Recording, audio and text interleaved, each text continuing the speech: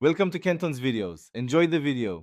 You open DevTools and jump straight to Network because seeing traffic is essential. Once the panel is open, enable Preserve Log so you don't lose requests across navigations, and toggle Disable Cache to force full fetches. Then reload the page to populate the list. You'll immediately see method, status, type, and timing columns. Make sure to pin DevTools or undock if you need to interact with the page. This keeps the recording active while you reproduce the issue. You now narrow the noise.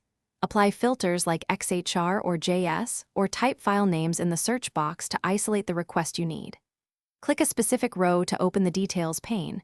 Inspect request and response headers to understand caching, cores, and content type, then view the response or preview to verify payloads. Check the timing and waterfall to see DNS, TCP, SSL, and time to first byte.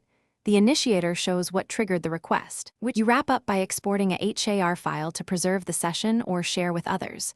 Right-click and choose Save as HAR.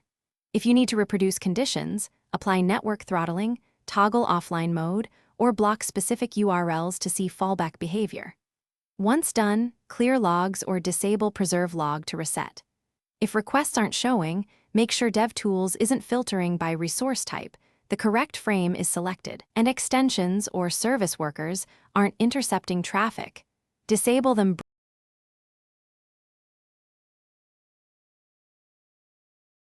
Thanks for watching. Consider subscribing if we helped you.